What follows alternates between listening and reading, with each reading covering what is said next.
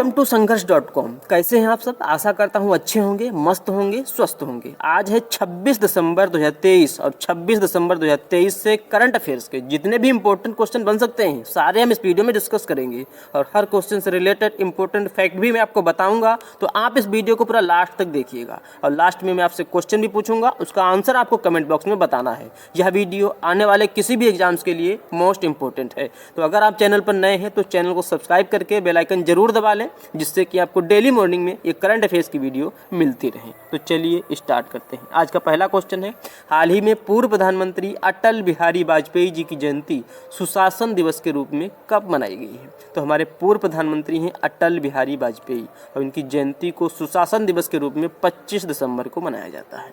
तो इस क्वेश्चन का डी ऑप्शन सही है, 25 दिसंबर। अटल बिहारी वाजपेयी जी ये हमारे 10वें नंबर के प्रधानमंत्री थे। ये 1996 में सबसे कम समय के लिए प्रधानमंत्री बने, मात्र 13 दिनों के लिए। उसके बाद में 1998 में बने, फिर बने 1999 में और 1999 में फुल टाइम के लिए बने थे, 1999 से लेकर 2004 तक। अटल बिहारी वाजपेयी साहब को 1992 में पद्म विभूषण से सम्मानित किया गया था। उसके बाद अभी 2015 में भारत रत्न से सम्मानित किया गया है। अच्छा, इन्होंने एक नारा दिया था। क्या नारा दिया था? तो इन्होंने नारा दिया था, जय जवान जय किसान जय विज्ञान। ये नारा दिया अटल बिहारी वाजपेयी जी ने। अच्छा, जय जवान जय किसान का नारा किसने दिया था? तो जय जवान जय किसान का नारा दिया था लाल बहादुर शास्त्री ने। और जय जवान जय किसान जय विज्ञान जय अनुसंधान का नारा किसने दिया है? तो जय जवान जय किसान जय विज्ञान जय अनुसंधान का नारा दिया है वर्तमान में प्रधानमंत्री नरेंद्र मोदी ने।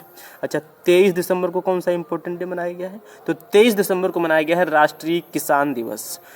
चौधरी चरण सिंह जी की जयंती को 23 दिसंबर को किसान दिवस के रूप में मनाया जाता है। 20 अगस्त को भारत के सबसे युवा प्रधानमंत्री राजीव गांधी जी की जयंती को सद्भावना दिवस के रूप में मनाया जाता है 20 अगस्त को। और 23 जनवरी को मनाया जाता है पराक्रम दिवस। सुभाष चंद्र बोस जी की जयंती को 23 जनवरी को पराक्रम दिवस के रूप में मनाया जाता है। अच्छा, 5 सितंबर को मनाया जाता है शिक्षक दिवस के रूप में। 5 सितंबर को शिक्षक दिवस के रूप में मनाया जाता है डॉक्टर सर्वपल्ली राधाकृष्णन जी की जयंती को। राष्ट्रीय एकता दिवस मनाया जाता है 31 अक्टूबर को सरदार वल्लभ भाई पटेल जी की जयंती को। पराक्रम दिवस 23 जनवरी को मनाया जाता है सुभाष चंद्र बोस जी की जयंती को। राष्ट्रीय गणित दिवस 22 दिसंबर को मनाया जाता है एस रामानुजम जी की जयंती को। और राष्ट्रीय विज्ञान दिवस ये 28 फरवरी को मनाया जाता है, क्योंकि रमन इफेक्ट की खोज 28 फरवरी 1928 को हुई थी।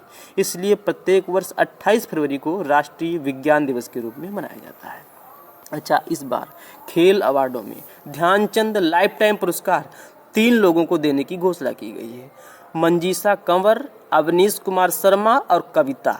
मंजीषा कंवर कबड्डी से हैं, अविनाश कुमार शर्मा हॉकी से हैं और कविता कबड्डी से हैं। ध्यानचंद लाइफ टाइम पुरस्कार 3 लोगों को दिया जाएगा। और द्रोणाचार्य पुरस्कार कितने लोगों को दिया जाएगा?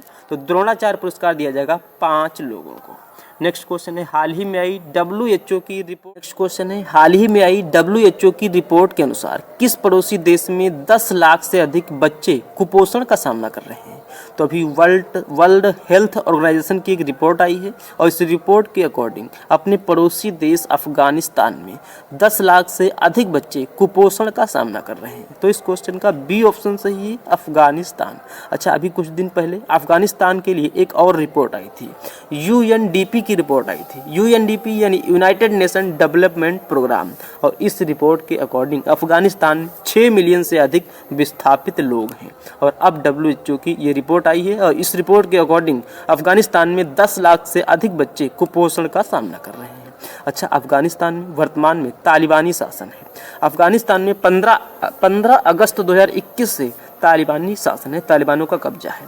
अफगानिस्तान के साथ अपनी सीमा है 106 किलोमीटर। किसी भी पड़ोसी देश के साथ सबसे कम सीमा अफगानिस्तान के साथ है 106 किलोमीटर है। और सबसे ज़्यादा किस पड़ोसी देश के साथ सीमा है? तो सबसे ज़्यादा सीमा है बांग्लादेश के साथ। बांग्लादेश के साथ 4096.7 किलोमीटर सीमा है। और सबसे कम सीमा है अफगानिस्तान के साथ। अफगानिस्तान के साथ मात्र 106 किलोमीटर की सीमा है। अफगानिस्तान का कॉलिंग कोड है +93। अफगानिस्तान की कैपिटल है काबुल। अफगानिस्तान की करेंसी है अफगानी। और अफगानिस्तान में टोटल 34 प्रांत हैं। जब अफगानिस्तान में तालिबानी शासन आया 15 अगस्त 2021 को, उस समय अफगानिस्तान के राष्ट्रपति थे अशरफ गनी, और ये यूएई चले गए थे। अच्छा, अफगानिस्तान की सीमा 7 देशों से लगती है। ईरान, तुर्कमेनिस्तान, उज्बेकिस्तान, तजाकिस्तान, चीन, पाकिस्तान और अपने भारत के साथ। अच्छा, अभी हाल ही में आई WHO की रिपोर्ट के अनुसार अपना भारत दक्षिण पूर्व एशिया में मलेरिया में 66% मामले पाए गए हैं अपने भारत में। और अपने भारत के लिए एक और रिपोर्ट आई है, WHO की रिपोर्ट के अनुसार टीबी के मामलों में 16% की कमी आई है अपने भारत में। अच्छा, इराक ये ट्रेकोमा को ख़त्म करने वाला WHO द्वारा मान्यता प्राप्त देश बना है। WHO द्वारा सर्टिफाइड देश ट्रेकोमा को ख़त्म करने वाला इराक बना है। और हाल ही में आई रिपोर्ट के अनुसार 30% से अधिक बच्चों में डेंगू पाया गया है अपने केरल में। अच्छा, अफगानिस्तान को पीछे छोड़कर म्यांमार दुनिया का सबसे बड़ा अफीम उत्पादक देश बना है। हाल ही में अंतर्राष्ट्रीय लैंगिक समानता पुरस्कार 2023 से अफगानिस्तान के एनजीओ को सम्मानित किया है। फिनलैंड के प्रधानमंत्री हैं पेटेरी ओरपो, इन्होंने अफगानिस्तान के एनजीओ को प्रतिष्ठित पुरस्कार दिया है, अंतर्राष्ट्रीय लैंगिक समानता पुरस्कार, और 3 लाख यूरो प्रदान किए हैं फिनलैंड के प्राइम मिनिस्टर पेटेरी ओरपो ने। और अभी हाल ही में नई दिल्ली में अपना दूतावास बंद करने की घोषणा की है अफगानिस्तान में। और एडीबी ने अफगानिस्तान को $400 मिलियन के आवंटन की घोषणा की है। नेक्स्ट क्वेश्चन है, हाल ही में किसने पंडित मदन मोहन मालवीय जी की 162वीं जयंती पर उनके लेखों एवं भाषणों के संग्रह की पहली श्रृंखला का विमोचन किया है? तो हमारे स्वतंत्रता सेनानी एवं महान शिक्षाविद हैं पंडित मदन मोहन मालवीय, और इनकी 25 दिसंबर को 162वीं जयंती मनाई गई है। और इसी अवसर पर हमारे प्रधानमंत्री नरेंद्र मोदी ने इनके लेखों एवं भाषणों के संग्रह की पहली श्रृंखला का विमोचन किया है। तो इस क्वेश्चन का बी ऑप्शन सही है, नरेंद्र मोदी। अच्छा, हमारे पूर्व राष्ट्रपति रामनाथ कोविंद ने अभी भारत का सामवेद नामक पुस्तक का विमोचन किया है। यह पुस्तक संविधान के बारे में प्रधानमंत्री नरेंद्र मोदी के भाषणों पर आधारित है। अच्छा, अभी राकेश पाठक द्वारा लिखित पुस्तक है सिंधिया और 1857, इसका भी विमोचन किया गया है। भाषणी एआई ने प्रधानमंत्री मोदी के भाषणों का वास्तविक समय में भारतीय भाषाओं में अनुवाद किया है। और हाल ही में अपनी नई किताब वेलकम टू पैराडाइज लॉन्च की है ट्विंकल खन्ना ने। और अभी हाल ही में अपनी आत्मकथा Lions that drunk D moonlight लिखी है यश सोमनाथ ने। यश सोमनाथ इसरो के चेयरमैन हैं। और अभी G20 की अध्यक्षता पर पीपुल G20 नामक ई बुक का अनावरण किया है अपूर्व चंद्रा ने। और अभी हाल ही में लॉन्च किए गए ग्राफिक उपन्यास अजय टू योगी आदित्यनाथ ने एशिया बुक ऑफ रिकॉर्ड्स में स्थान हासिल किया है। इसके लेखक हैं शांतनु गुप्ता। और अभी एनसीईआरटी और यूनेस्को ने लेट्स मूव फॉरवर्ड नामक एक उपन्यास कॉमिक बुक लॉन्च की है। और अजय माथुर ने अपनी आत्मकथा pitch side my life in Indian cricket लिखी है। नेक्स्ट क्वेश्चन है, हाल ही में संतोष कुमार झा किस देश में भारत के नए उच्चायुक्त बने हैं? तो भी संतोष कुमार झा ये श्रीलंका में भारत के उच्चायुक्त बने हैं। तो इस क्वेश्चन का बी ऑप्शन सही है, श्रीलंका। अब श्रीलंका की बात है तो श्रीलंका की कैपिटल है कोलंबो। श्रीलंका की 2 कैपिटल हैं, कोलंबो और जयवर्धनेपुरम कोट्टे। कोलंबो कमर्शियल कैपिटल है और जयवर्धनेपुरम कोट्टे एडमिनिस्ट्रेटिव कैपिटल है। श्रीलंका के प्रेसिडेंट हैं रनिल विक्रमसिंघे और श्रीलंका के प्राइम मिनिस्टर हैं दिनेश गुणवर्धने। अच्छा, अभी हाल ही में रुवेन अजार इजराइल सरकार में अपने भारत में रुवेन अजार को राजदूत के रूप में नियुक्त किया है इजराइल सरकार ने। और अभी मोजाम्बिक ने रॉबर्ट सेटकिनटोंग को अपने देश भारत में उच्चायुक्त के रूप में अपॉइंट किया है। इरशाद अहमद को अपने देश भारत ने सीरिया में राजदूत के रूप में नियुक्त किया है। निकारागुआ में भारत के अगले राजदूत बने हैं सुमित सेठ। और अमित यस तेलंग को गुयाना में भारत के अगले उच्चायुक्त के रूप में नियुक्त किया गया है। गोपाल बागले ऑस्ट्रेलिया में भारत के उच्चायुक्त बने हैं। और प्रभात कुमार इनको दक्षिण अफ्रीका में भारत का अगला उच्चायुक्त नियुक्त किया गया है। नेक्स्ट क्वेश्चन है, हाल ही में किस राज्य के कैंपेगौड़ा इंटरनेशनल एयरपोर्ट के टर्मिनल 2 को यूनेस्को के 2023 के तहत सबसे खूबसूरत एयरपोर्ट का अवार्ड मिला है? तो कैंपेगौड़ा इंटरनेशनल एयरपोर्ट ये है बेंगलुरु में, और इसके टर्मिनल 2 को यूनेस्को 2023 के तहत सबसे खूबसूरत एयरपोर्ट का अवार्ड मिला है। तो इस क्वेश्चन का बी ऑप्शन सही है, बेंगलुरु। अच्छा, अभी हाल ही में डिजी यात्रा चेहरे की पहचान तकनीकी 13 भारतीय हवाई अड्डों पर लागू हुई है। गुवाहाटी हवाई अड्डा डिजी यात्रा पाने वाला पूर्वोत्तर का पहला हवाई अड्डा बना है। और हाल ही में इंडिगो एक वर्ष में 100 मिलियन यात्रियों को ले जाने वाली पहली एयरलाइन बनी है, पहली भारतीय एयरलाइन बनी है।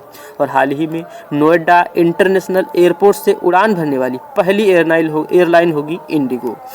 नोएडा इंटरनेशनल एयरपोर्ट से उड़ान भरने वाली पहली एयरलाइन होगी इंडिगो। और हाल ही में 6 ई स्काई नाम से चैट असिस्टेंट पेश किया है इंडिगो ने।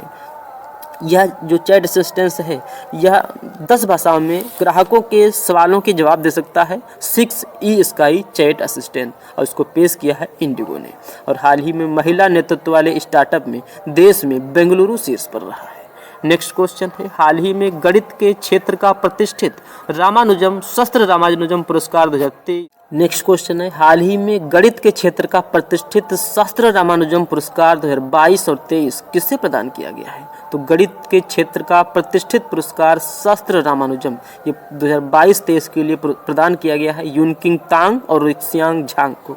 तो इस क्वेश्चन का सी ऑप्शन सही है, उपर्युक्त दोनों। यह पुरस्कार 32 वर्ष से कम व्यक्ति के लोगों को दिया जाता है और यह गणित के क्षेत्र में महत्वपूर्ण योगदान के लिए दिया जाता है। और 2022-23 में यूनकिंग तांग और रुक्सियांग झांग को दिया गया है। यह दोनों कैलिफोर्निया विश्वविद्यालय से रिलेटेड है। तो इस क्वेश्चन का सी ऑप्शन सही है।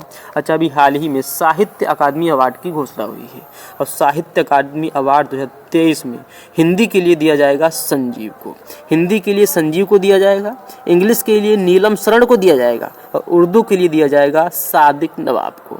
अच्छा, अभी हाल ही में मरणोपरांत वीर चक्र से दिवंगत वाइस एडमिरल बेनॉय रॉय चौधरी को सम्मानित किया गया है। और हाल ही में प्रतिष्ठित अंतर्राष्ट्रीय डॉक्टरेट की उपाधि प्राप्त हुई है डॉक्टर नितिन मोहन को। और G20 शिखर सम्मेलन में ग्लोबल आइकन अवार्ड जीता है श्रीनिवास नाइक ने। और मेजर ध्यानचंद खेल रत्न पुरस्कार से सम्मानित किया जाएगा सात्विक साईराज रेड्डी और चिराग चंद्रशेखरन शेट्टी को। ये दोनों बैडमिंटन खिलाड़ी हैं। और ध्यानचंद लाइफ टाइम अवार्ड मैंने आपको बताया है 3 लोगों को दिया जाएगा।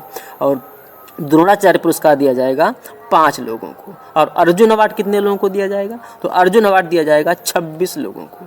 और अभी हाल ही में 2023 के लिए इंदिरा गांधी शांति पुरस्कार जीता है अली अबू अब्बाद और डेनियल बरेनबोइम ने। और हाल ही में मिस इंडिया USA 2023 का खिताब जीता है रिजुल मैनी ने। नेक्स्ट क्वेश्चन है, हाल ही में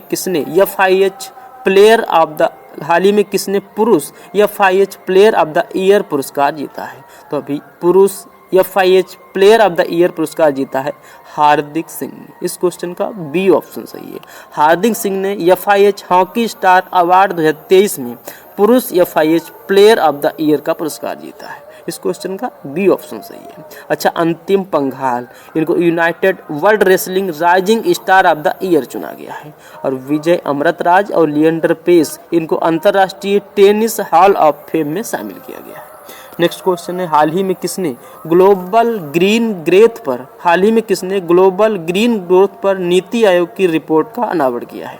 तो अभी वन एवं जलवायु परिवर्तन मंत्री हैं भूपेंद्र यादव और इन्होंने ही ग्लोबल ग्रीन ग्रोथ पर नीति आयोग की रिपोर्ट का अनावरण किया है। तो इस क्वेश्चन का डी ऑप्शन सही है, भूपेंद्र यादव। अब आपके लिए लास्ट वीडियो के क्वेश्चन का आंसर। लास्ट वीडियो में मैंने आपसे क्वेश्चन पूछा था, हाल ही में किसे भूटान के प्रतिष्ठित national order of merit gold medal से सम्मानित किया गया? तो इस क्वेश्चन का ए ऑप्शन सही था, पूनम खेत्रपाल सिंह। अब आपके लिए आज का क्वेश्चन है, हाल ही में किस स्पेस एजेंसी ने 2028 तक अपना पहला इंटरनेशनल स्पेस स्टेशन स्थापित करने का लक्ष्य निर्धारित किया? तो 4 ऑप्शन दिए गए हैं, आपको अपना आंसर कमेंट बॉक्स में बताना है। यह वीडियो आने वाले किसी भी एग्जाम्स के लिए मोस्ट इंपॉर्टेंट है। तो चलिए मिलते हैं नेक्स्ट वीडियो में, तब तक के लिए जय हिंद, जय भारत।